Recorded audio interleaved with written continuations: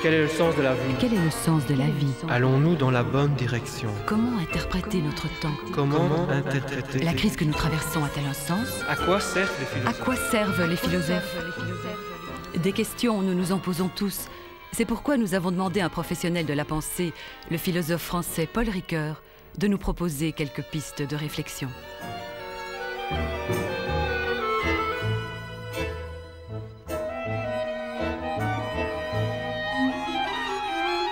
Monsieur Ricoeur, voilà, vous nous avez donné rendez-vous au bistrot. Au bistrot. Vous nous avez dit, voyons-nous au Rostand. Je me demandais pourquoi au café. Est-ce que vous recevez les gens au café? D'abord, pour moi, c'est un lieu plus qu'historique, mais mythique. Si le mythe, c'est le temps des origines, je crois qu'il y a 63 ans que je suis venu ici pour la première fois, peut-être même à cette place, tout près d'un autre lieu mythique qui est pour moi le jardin du Luxembourg, qui était tout à côté du domicile de Gabriel Marcel, dont je fus l'élève précisément dans cette année 1934-35, l'année où je préparais l'agrégation de philosophie. Est-ce que ça a un sens de faire de la philosophie au café? Pourquoi pas, puisque nous en faisons bien ici aujourd'hui. Alors, pourquoi pas? Moi, je dirais que la philosophie, on va peut-être en parler plus longuement, elle peut être faite à tous les niveaux, avec tous les publics, et même peut-être avec des publics d'enfants. Il y a même un âge métaphysique, entre 7 et 8 ans, où les enfants posent des questions sur la mort, sur la naissance, leur origine, où on va, où allons-nous, où sommes-nous, où allons-nous? C'est la question des gnostiques, mais les enfants la posent. Il y a une philosophie pour tous les âges, pour tous les milieux. Est-ce que le philosophe doit être un espèce de détective qui recherche les assassins de la pensée? Est-ce que le philosophe, c'est plutôt un poète qui va résister parfois au pouvoir, l'interpeller? Est-ce que c'est plutôt un créateur, quelqu'un qui va inventer des fictions qui vont diriger une civilisation ou un peuple? Ou simplement un pédagogue, quelqu'un qui va apprendre à penser à un autre? Nous sommes les transmetteurs de grands textes. Number one. Bon. Et à partir de là, se posent toutes les autres questions. Et alors, j'intercalerai encore, avant la réponse à votre question, l'autre fonction. C'est d'être en contact avec l'une ou l'autre des sciences. Tous les grands philosophes ont été en dialogue avec des sciences. Platon avec les géomètres, Descartes avec l'algèbre, et encore Bergson, je citais, je disais que depuis Hegel, Bergson avec la biologie. Et alors, après ça, nous rencontrons votre question, qui est plutôt la figure publique du philosophe. Alors là, je pense qu'il s'est produit un changement important dans les 30 dernières années. C'est le déclin de la figure du philosophe strident. Le dernier, c'est Sartre, homme public. Et puis, alors ce que moi j'appellerais aujourd'hui le travail beaucoup plus modeste dans des équipes. Par exemple, moi j'ai un très très bon ami, Bernard Williams, en Angleterre, mais il est dans une commission sur la pornographie des films, et de savoir jusqu'où peut aller la liberté d'expression ou la protection de la jeunesse. Alors là, qu'est-ce que fait le philosophe là? Il va aider à argumenter correctement. Je dirais qu'il est ici, un professionnel de l'argumentation. Et alors, vient, par dernier lieu, mais comme la dernière chose dont on peut parler, ça ne veut pas dire que ça vient en dernier lieu dans le temps, ni dans l'ordre d'importance, la créativité. Alors, un philosophe, c'est aussi quelqu'un qui écrit ou qui parle dans l'enseignement, mais aussi dans la production de ses livres. Donc une des questions qui m'inquiète et qui me turlupine à la fois, c'est la question du sens. Je vois qu'elle vous tourmente. Ouais. Parce que j'ai l'impression que le monde, quelque part, a perdu beaucoup de sens et beaucoup de gens ont perdu le sens de leur vie. Et donc je me dis, il y a une perte de sens dont il faut parler. Moi je dirais que c'est le rapport immédiat au sens qui est effacé. Mais que... Alors c'est mon problème à l'interprétation, qui est vif, qui n'est pas simplement une question de lecture de texte, etc. C'est aussi la lecture de ses propres héritages. Or, moi je dirais qu'il y a pas un vide, mais un trop-plein, mais un trop-plein qui n'est pas réexaminé. Je pense au mot de Socrate, c'est pas une vie qui n'est pas examinée, n'est pas digne d'être vécue. Alors, il faut réexaminer nos héritages. Et alors, nous découvrons que non seulement ils nous transmettent du sens, mais qu'en même temps, dans le passé, il y a eu des promesses non tenues, c'est-à-dire des ressources de sens qui n'ont pas été effectuées. Le passé, ce n'est pas simplement ce qui a été fait, mais ce qui aussi n'a pas été fait. Alors, il y a une sorte de relève, si vous voulez, de nos héritages gréco-latins, judéo-chrétiens, médiévaux, la Renaissance, la Réforme, les Lumières. Alors, tout cela, ce sont des charges de sens, mais qu'il faut réexaminer, réévaluer. Alors, moi, je ne crois pas que nous soyons dans le vide. Nous sommes dans un trop-plein, mais rendu comme inaccessible, comme si nous regardions ça à travers une vitre. Paul Ricoeur parcourt la vie depuis plus de 80 ans à la recherche du sens.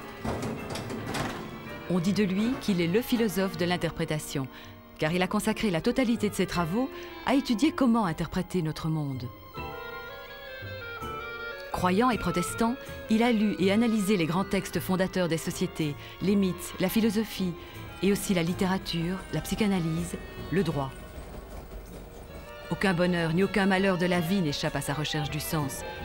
Pour le philosophe Paul Ricoeur, la crise fait partie de l'existence.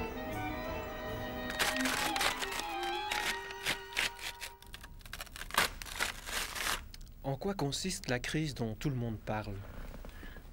D'abord, on peut dire que l'humanité a toujours été en crise. Nous ne sommes pas des animaux programmés génétiquement. Et donc, nous avons à inventer notre conduite, et plus que notre conduite, les règles de notre conduite. Bon, alors, ce qu'il y a de spécifique, c'est qu'il y avait une plus grande stabilité des institutions de référence. Depuis les institutions de la vie économique et du travail, les institutions sociales qui organisent le lien humain, les institutions culturelles, les institutions religieuses. Alors, toutes sont en crise. Alors, qu'est-ce qui est commun à ces différentes crises? C'est la crédibilité dans leur supériorité, c'est-à-dire dans leur autorité. Et je pense qu'il y a là un paradoxe qui tient à l'idée même d'autorité. Une autorité, si nous pensons que c'est quelque chose qui nous est supérieur. Mais en même temps, c'est supérieur parce que nous croyons que c'est supérieur. Alors, c'est la crédibilité qui est le lieu de la crise. C'est une crise de confiance. Crise de confiance. Mais pourquoi c'est important? Parce que, à la base des relations humaines, il y a la confiance dans la parole de l'autre. Et c'est la première créance, je dirais, la confiance que nous avons dans la parole d'autrui. Alors lorsque cette parole circule de façon égalitaire, elle se corrige constamment, mais lorsqu'il y a une parole dominante et qui doit nous instruire et nous guider, et si nous en doutons, alors c'est ce lien hiérarchique qui est ébranlé. Quelle est la solution que vous proposez en tant que philosophe à ce contexte de crise? Non, mais je ne crois pas qu'il faut parler en termes de solution, parce que toute solution est elle-même un élément du problème et crée de nouveaux problèmes. Prenez par exemple toutes les discussions que nous avons actuellement sur le partage du travail, sur la réduction du temps de travail. Je dirais qu'actuellement même, il y a tantôt pléthore de propositions et dont aucune ne convainc. C'est un des aspects de la crise aussi, c'est que nous sommes beaucoup plus doués pour la description de la crise que pour sa résolution. Et c'est même, on peut dire, la crise de la solution qui fait partie de la crise. Et dans le domaine, par exemple, de la démocratie, est-ce que cette crise se matérialise de façon particulière? Alors, je crois qu'elle se matérialise, elle se précise dans le rapport avec nos élus. Parce que nous sommes partis sur une hypothèse, et nous n'avons aucune de rechange, que la démocratie est démocratie représentative, c'est-à-dire l'élection. Et on voit que toutes les révolutions ont échoué sur ce problème-là. Les systèmes totalitaires ont disparu lorsque les gens ont pu choisir leurs représentants. Or, précisément, ce qui nous arrive à nous, en particulier à l'Europe occidentale, c'est que nous ne nous reconnaissons plus dans nos représentants. Quelle est la spécificité de l'analyse philosophique de la crise actuelle, de la crise dans la démocratie, de la crise dans le travail, par exemple? Mais je crois que c'est la représentation de nous-mêmes, comment nous estimons. J'attache beaucoup d'importance à cette notion d'estime de soi qui est beaucoup plus que le respect. Le respect a quelque chose de trop raisonné et de trop révérencieux, si vous voulez. Mais l'estime de soi, c'est une sorte d'approbation profonde d'exister et d'être soi-même un acteur de l'histoire. Et c'est cela qui est en cause, c'est que nous ne sommes plus sûrs d'être un producteur d'histoire, d'être celui qui fait l'histoire. Elle est beaucoup plus subie. Je pense que c'est peut-être l'arrière-plan de toutes les crises institutionnelles, c'est que, comment dirais, l'histoire se fait dans notre dos et on ne sait pas qui la conduit.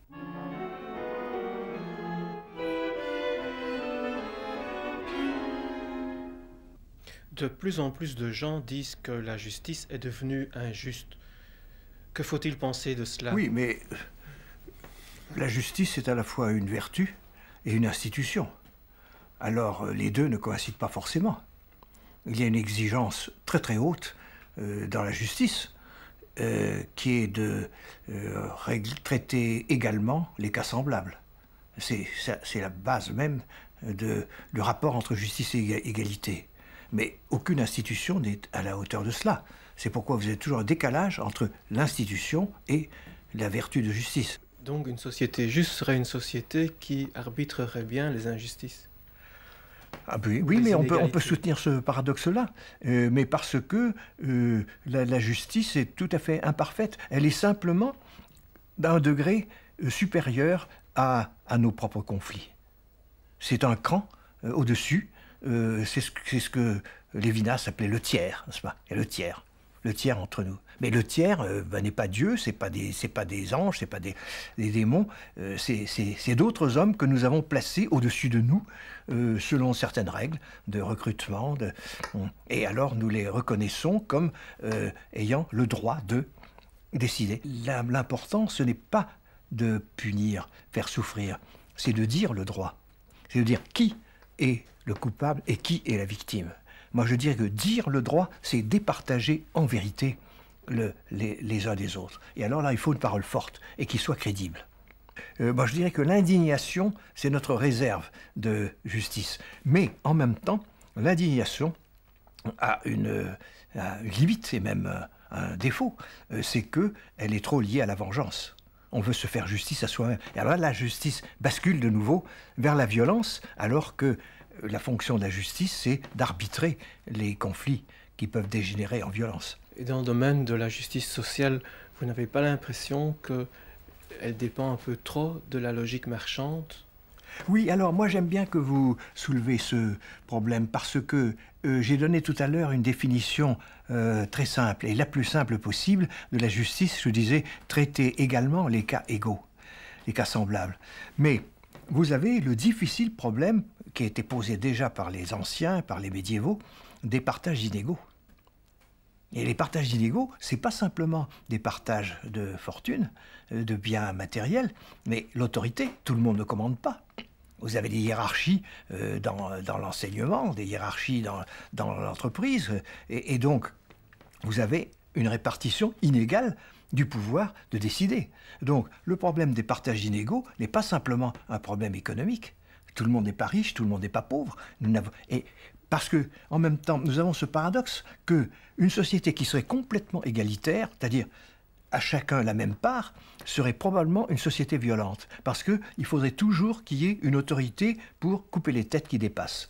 Et c'est-à-dire que l'égalitarisme est un régime violent.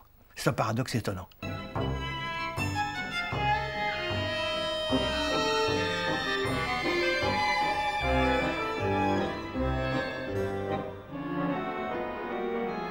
Quelle possibilité l'homme a-t-il pour interpréter le temps